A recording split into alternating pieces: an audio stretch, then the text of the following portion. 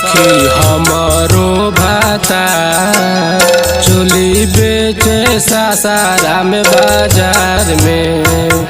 सखी हमारो भाता चोली बेचे सासाराम बाजार में।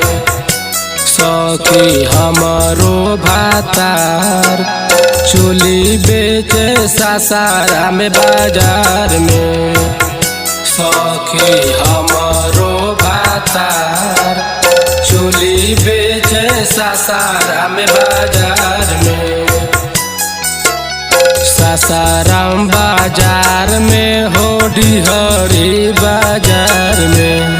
सासाराम बाजार में हो डिहरी बाजार में। सखी हमारो भातार चोली बेचे कोचस बाजार में। सखी हमारो भातार चोली बेचे सासाराम बाजार में। तो कहे आवले ला साइज बा तुहार हो। तो कहे आवले ला साइज बा तुहार हो। चोली बेचे सासाराम बाजार में। सखी हमारो भातार चोली बेचे खरगावा बाजार में।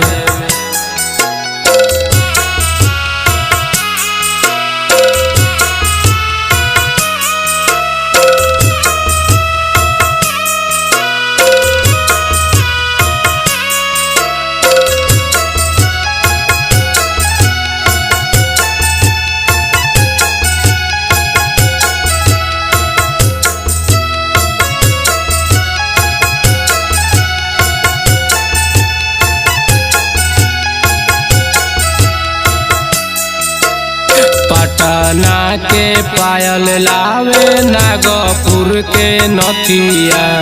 लाली ओठा लाली बाली बलिया के बिंदिया।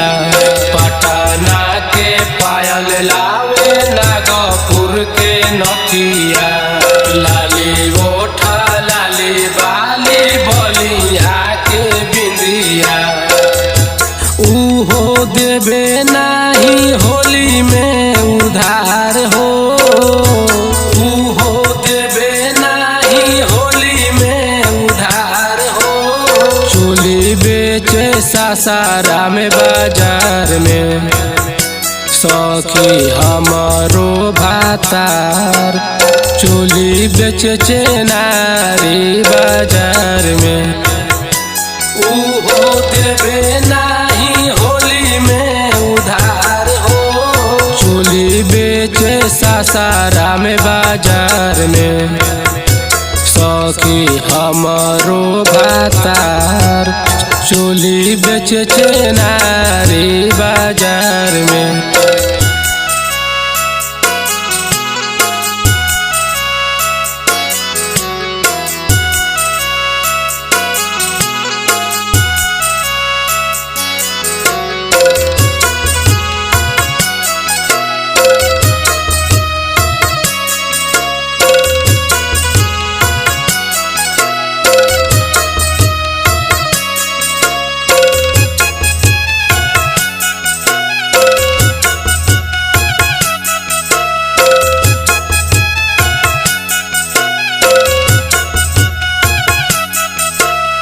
दिन भर चलावे मुअन सिंगार के दोकनिया।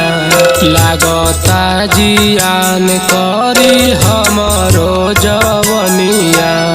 दिन भर चलावे मुअन सिंगार के दोकनिया। लागता जियान करी हमरो जवनिया। काहे बदलल बिजनर के विचार।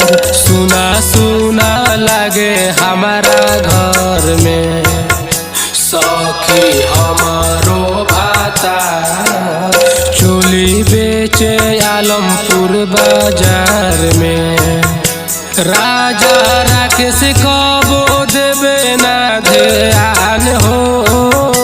राजा राकेश कबो देवे ना ध्यान हो। चोली बेचे सासाराम बाजार में सखी हमरो भातार।